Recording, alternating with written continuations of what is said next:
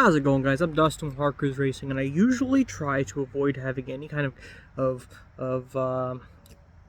possibly conflicting opinions and speak them to YouTube or any of my social media pages. But I think we need to talk about today the downfall of the automotive communities, and I think why we ended up here. Now, I only want to have this conversation because I truly believe that to get back to where things were, to get back to the car community not being toxic, not being at a downfall, I think we truly have to accept why it's at a downfall and why we're here. Okay, so I know this is going to be a controversial video. Honestly, if you don't agree, go ahead and leave a comment, but you're not going to change my mind on it. That's just the truth. Now, who am I and why do I have an opinion on this? Well, I've been into custom cars for 2 decades, or coming up on 2 decades, and a decade of that I've kind of dedicated my life to the custom car community. I started out restoring and doing custom paint on car parts, especially focused on the import scene, because there's a lot of shops out there that do classics, and there wasn't a lot that did imports. So I started out doing things like wheel repaints and the trim pieces that match it and stuff like that. That's what I started out doing back in 2011 is when I started doing custom paint. And then from there, I've built my entire life off of the automotive industry. I've worked as an automotive writer for years. I own a custom automotive upholstery shop. And then, I've been big on pushing the custom scene to all ages, all communities, and really trying to work on building them up. So that's me, okay? My life is automotive, okay? I have 3 associate college degrees in the automotive industry. Like, my whole life is automotive. So when I see something that's potentially hurting the automotive industry or causing the downfall, I do get concerned. I do get worried, and I do have a very serious and strict opinion on those things, because, well, if the automotive industry goes downward, that affects my life. It affects my livelihood. It affects my income. That affects everything. Okay, so let me take you to a time when I got into the automotive industry, and that's like the thousands and 2010s. Okay, I made a Facebook post about this recently. If many of you guys seen it, it kind of went around a bit.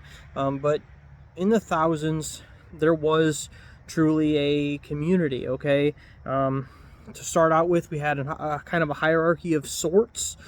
You had your young kids or your newbies getting into it that were just trying stuff. They were rattle canning cars, rattle canning designs. They were, their welds looked like crap, their bodywork looked like crap, but they were trying. That's where you get a lot of your shit boxes, your Civics and your cheap cars, your Miatas and stuff that just, they weren't done well, they weren't done precise, but they were what they were. You might throw on some eBay fender flares and whatever else, and they were just done that way. Okay, the second thing you had was a mix of street cars, and that would be like your upgrade from the shit boxes, which is why we built this car right here. This is a true 2000s era build with HDPE, front lips and rain gutter side skirts and a hand vented hood with a hand built intake, and just a lot of the things on this car. This is stock wheels with spacers. A lot of the things on this car were built to be a 2000s era car. It's period correct, guys. There's a lot of hate that comes to this car for that. Oh, I didn't buy expensive deep dish wheels. No, that's not period correct. Of course, there were people that did it, but that wasn't the general public. And that's kind of how a lot of your street cars were. Cut springs. And I know people that took their springs out and they put chunks of wood in there, and they were riding around on chunks of wood because it's what we had at the time. Okay, the internet was there, but it wasn't this availability like we see of parts where, like, when the new Supra came out, before the car hit the market, there were companies making body kits for it, and that's just not the way it was. Okay, of course, from there you did have your your high-end cars, you did have your older restorations, your classic import restorations.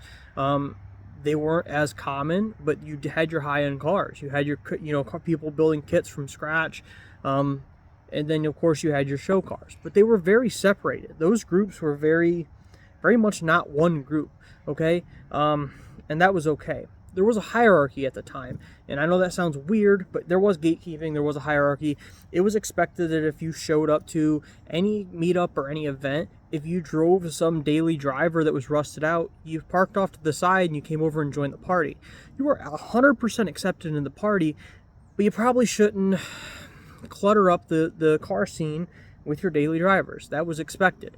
What this did is it gave an opportunity for you as a young kid, as a newbie, to talk with people that had nice cars, and they would help you up the ladder. That was normal. If you built a cool intake and some kid liked it, it was normal for him to ask how he can build that intake, or how, if you could help him learn to build that intake. That was normal, okay? I just made a comment on Facebook in 2011, 2012, I decided I wanted to try out my first sound system. I didn't grow up around that stuff. And the parts guy that I had at O'Reilly at the time, who still builds cool cars, he was into sound systems. So I asked him how to get into it. What should I know? What can I do? He sold me an amp, used amp cheap. He helped me hook it up. He helped explain it to me. And that was it. It wasn't, what's the most expensive thing out there? Let me go buy it. Okay? So there was a hierarchy. There was gatekeeping. But it wasn't toxic. It was more like, when you get there, when you do your build, you will be here, okay? That was normal, and that was okay. There was rules to any meetup. No burnouts, no fighting, no arguing. You leave your BS out of it, and if you're going to come to the meetup, you just don't bring it. I don't care if you have a beef with a guy there. Don't talk to him, but you don't bring it to the meetup. You don't spread that crap, okay? And the biggest thing that we don't see now that there was at the time was the fact that, we would show up to, think about any town, small town, big town, whatever, you would find a car meetup on most days of the week, or, most Fridays especially.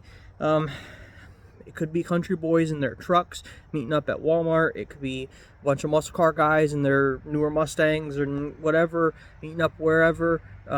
But, you'd find a parking lot, and anyone was welcome to come hang out. But what it was is we would support that community. We would support that shopping plaza. If you pulled into Walmart, it was normal for everyone to go into Walmart, buy a snack, buy a drink, we go outside and hang out. But it wasn't toxic, okay? A lot of us stopped at shopping plazas. We go get boba or ramen or whatever else that was part of that culture at the time, and that was normal. And because we were customers of the plaza and we were bringing them large amounts of business, there was never any issues. That's the way it was, okay? So the downfall from this, there was the shitbox push, if you want to call it that. Everyone remembers the No Fucks Miata. That was a big build. That was impressive, and it was just about building stuff that was rough and looked fine. And that was cool. Like, don't get me wrong, I followed that build very closely. It was awesome. But the issue is you now had people go out and buy the most rusted out, crappy piece of junk, and then pick up some junk, some license plate from the junkyard, rivet them on, and they thought, well, I built my car now, and I'm going to go park next to somebody's, $30,000 into it, hand-built, fender flares, hand-built, whatever, and they just cluttered up the scene. There, that idea of respect just went to the side. They had no respect for anyone. And if you got, if you said something to them, if you said, look, man, don't park here, this is all Nissans, go park somewhere else, they would get in an attitude.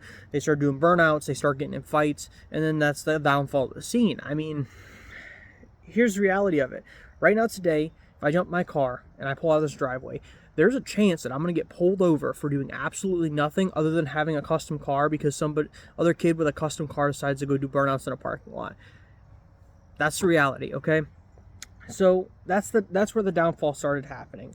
And there's this entitlement, inclusivity, whatever you want to call it, that occurred at the same amount of time, where it was just a flood of kids who said, well, I can park there too. I'm allowed to. I can park there. And it just flooded the scene. Yeah, you are allowed to, but you bring toxicity and trash into it. I think one of the other things that really caused the downfall is social media. Social media is awesome in the fact that it connected all of us from all over the world, especially all of us in the car community. It connected all of us. Okay, we all came together and we were able to see cars that otherwise wouldn't be posted in magazines or on TV. And we're able to see those and enjoy those, and get some style for those bills, that's awesome. But what happened is toxic people continued to be toxic on there. People would, the same kids that would show up and do burnouts and start fights, they're no longer going to show up at that event. We're going to kick them out. But now they're on Facebook and they're again talking trash, or again, starting drama. They're again being useless. And it caused an area where controlling that and getting rid of those people became harder. And there are very specific people that I know of in the car community, I know the names of, I know the faces of, that truly were toxic and ripping people off and starting drama and starting fights, that were filtered out over time. But it was such a long period, because you get rid of them and they'd make a fake account, and you get rid of them and they would make another account, and you get rid of them, and it was just constant. Like, they can't get over the fact that they're trash, right? Don't be that person. Nobody wants that. So we see this downfall over time of just entitlement, like that for no reason other than they showing up, somebody showing up, they are entitled to something, and it caused a downfall. So now you mix all these things together. You have people in rusted out, absolutely falling apart cars doing burnouts and donuts next to somebody's car that they put a lot of money and time and effort into, something that they're very passionate about. You have cops showing up because of these same kids. Property owners are now getting pissed off because, of course, their stuff's getting damaged. It's expensive to reseal an entire parking lot. It's it's expensive to, repair a building if it gets damaged. It just becomes not worth it anymore. Okay, so it kind of gets to a point to where, plaza owners don't want us. Cops don't want us doing anything. They don't want us on properties. They have the right to kick us off properties. Technically, a lot of mods are illegal. My ground clearance absolutely illegal right now the way it sits. I'm on Cut Springs. I'm not lifting it up, so it's illegal. But it's the fact that, are we going to get the subject pushed on us or not? Okay, and the more that people act out, the more that people are speeding, the more that people are just doing dumb things, the more it's going to get pushed on us. So that was really the downfall of the car community, and that all happened around 2017, 2018 kind of time frame is their big downfall. Of course, there was other things happening at the time. And then to stack everything else on top of it, now that the community's going against us, now that the police are going against us, plaza owners are going against us, to make everything even worse, you have this culture of people, these young kids who didn't grow up in that era of building your own stuff, who think that they just need to buy everything offline. And then if you don't buy stuff offline, if you're not spending tens of thousands of dollars, they think they need to talk down on you. And it's just dumb, okay? I don't know about y'all, but I didn't get into the car community because I was rich at the time. I didn't get in the car community because I have a bunch of money to blow. I got in the car community because I wanted to build cool things by hand that expressed myself, and then go out and enjoy them with other people that were doing the same. And, what's happening is people are falling for a marketing strategy. Hey, I have my bachelor's in marketing. I can explain this to you guys a little more. What's happening is they're falling for what's called perceived value, or that's how much a customer feels that a part is worth, simply based off of feeling, emotion. Okay, so what happens is a company, say Momo. Okay, they might not make the best steering wheel in the world, but if they pay enough racers to sponsor, or if they sponsor enough racers, they pay for enough advertising, if they pay for enough promotions, and so on and so forth, they're going to build a brand name based off of performance or quality, even if they don't have performance or quality. Now, I'm not dissing a Momo in any way, shape, or form. It's just an example.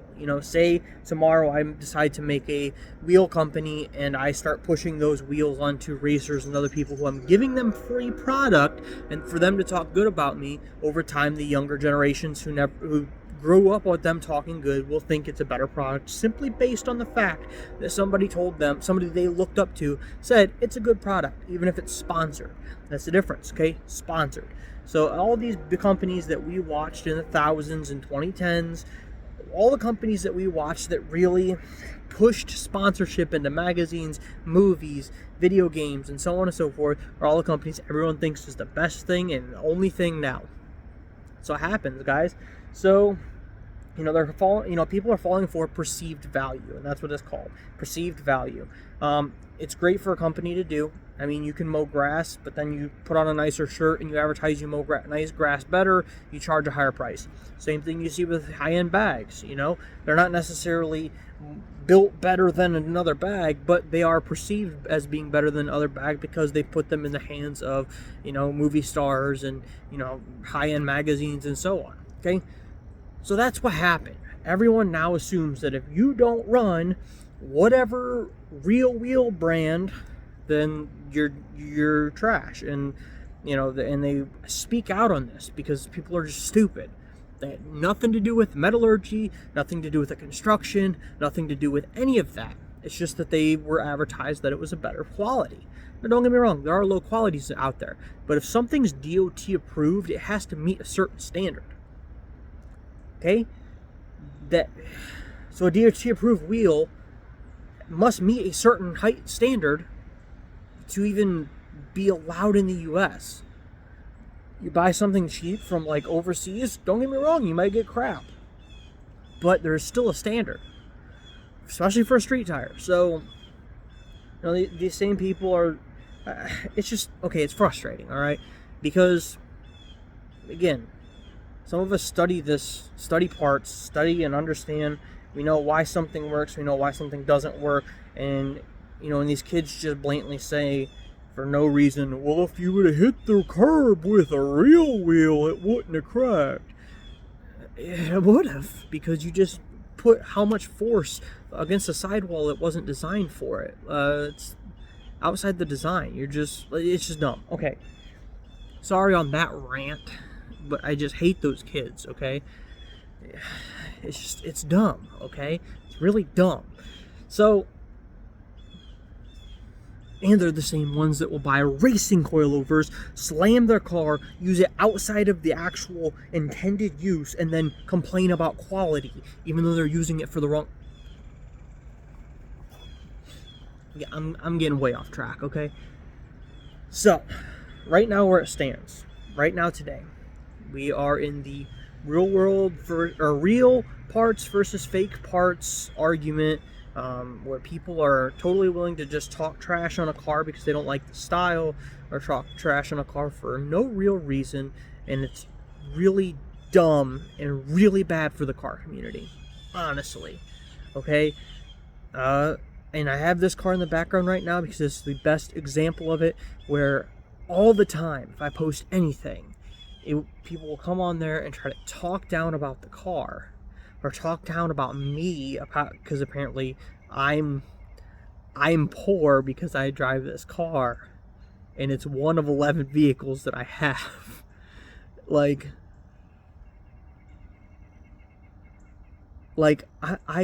own my own house and property, my own businesses, multiple vehicles. That race trailer's worth more than most people's vehicle. There's a race truck back there under that tarp with a brand new engine slammed in it, but I'm poor because I decided to build a period correct car.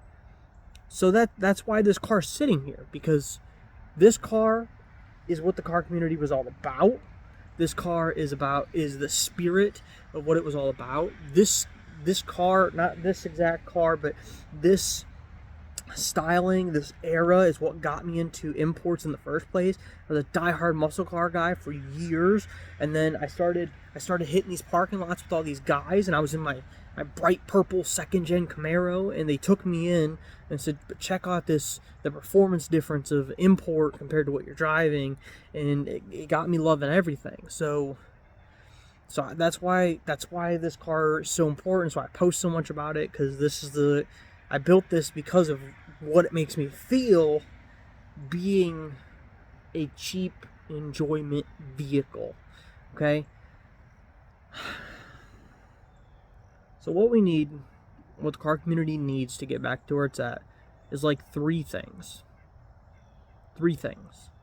First off, because you decide to pay more for parts and have bolt-ons instead of building your own stuff, and to go the pay for somebody else to do your own work instead of doing it yourself route, does not make you any better.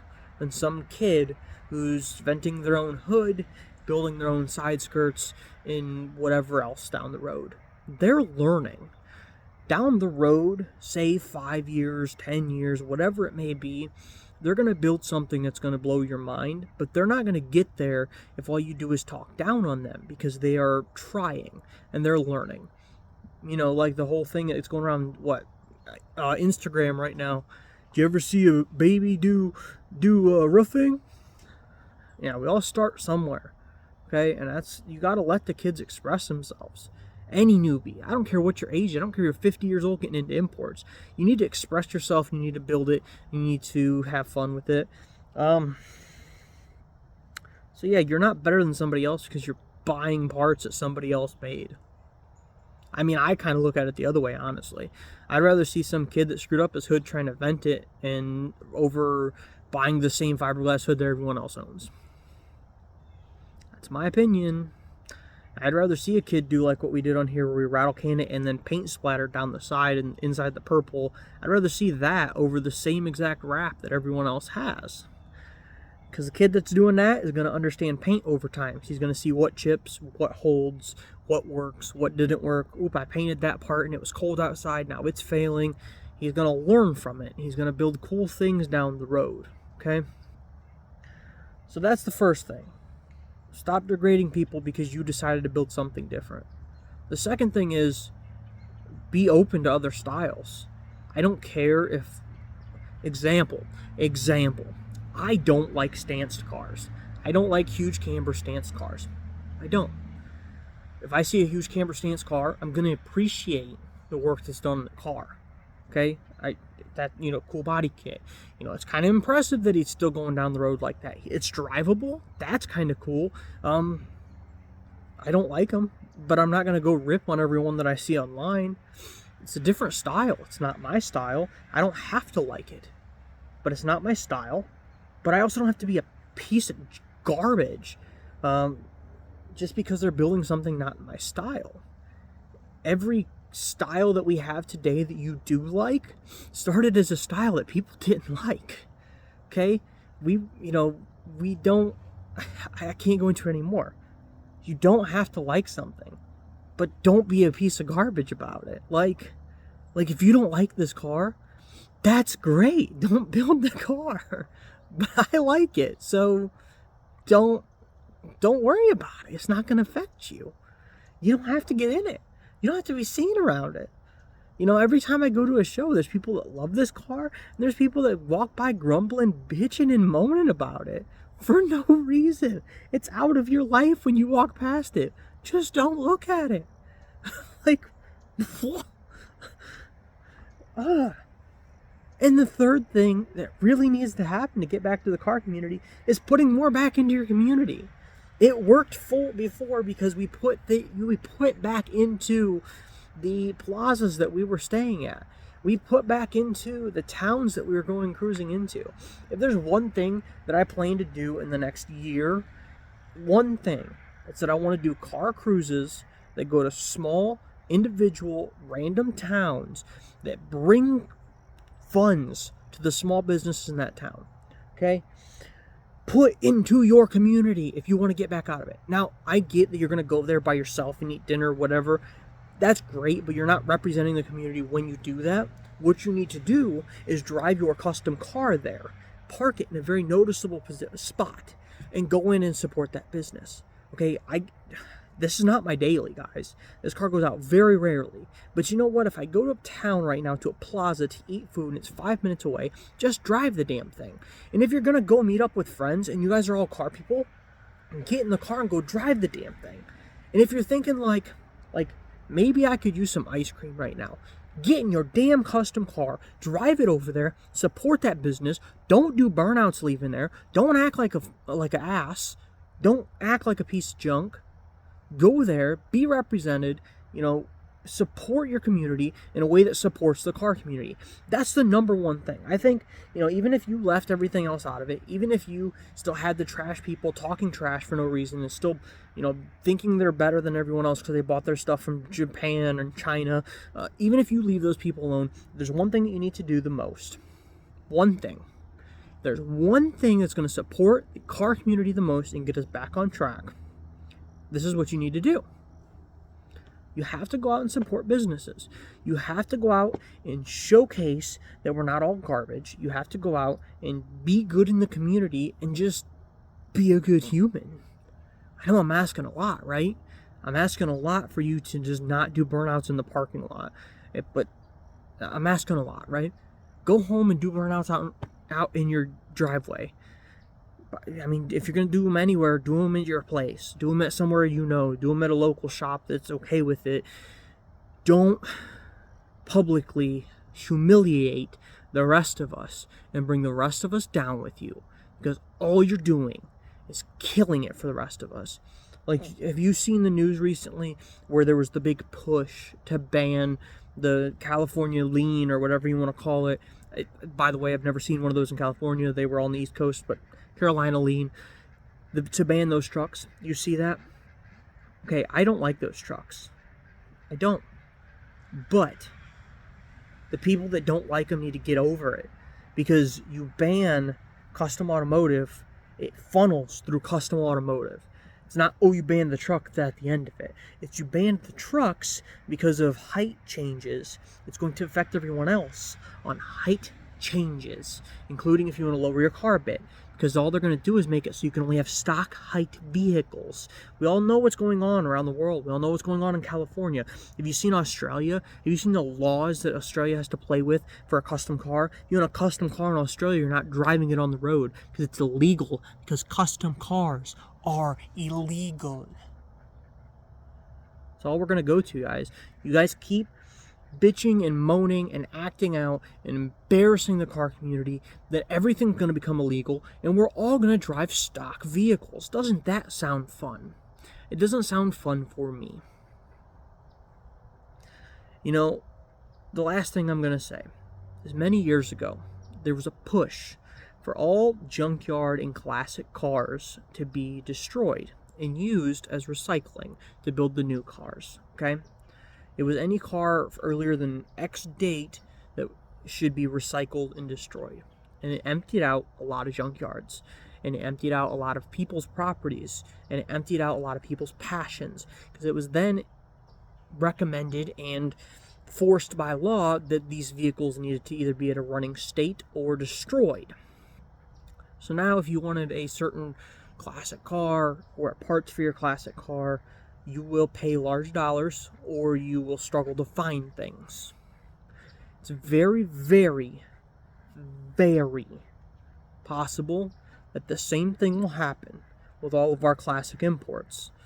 All of the, early GTRs that we all love, all of the RX-7s, all of our classic imports. It's very realistic that someday they're going to deem it a trash and say that we need to recycle all of them and force junkyards to empty their lots.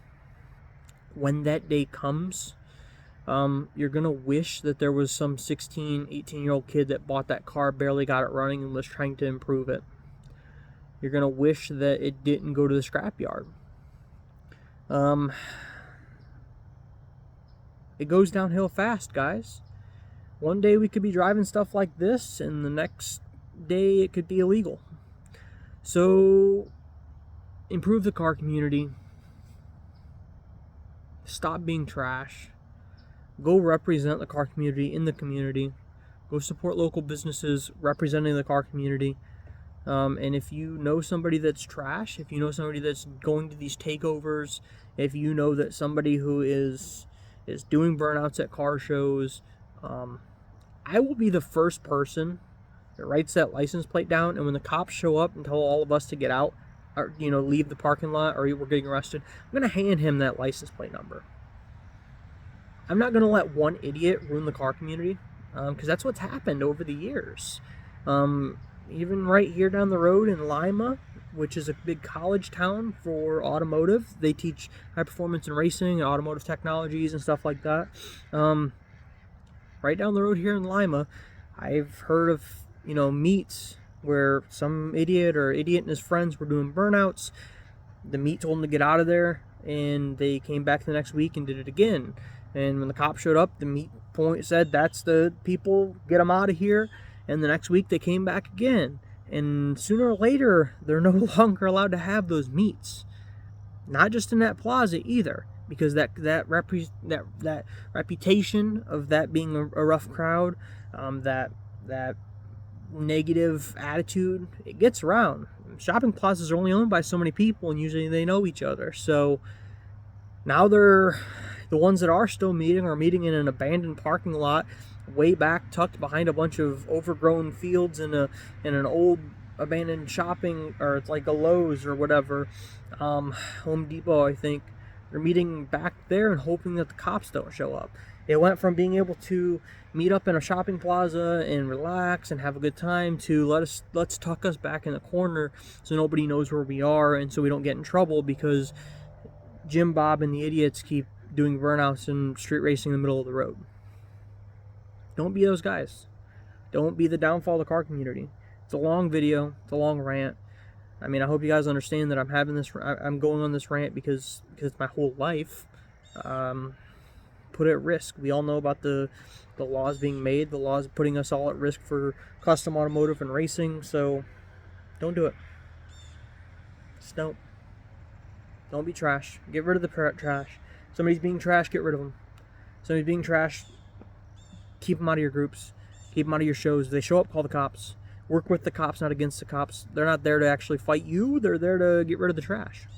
So use them to get rid of the trash. Get out there, build cool things. Have fun. I don't know what else. Have a good day.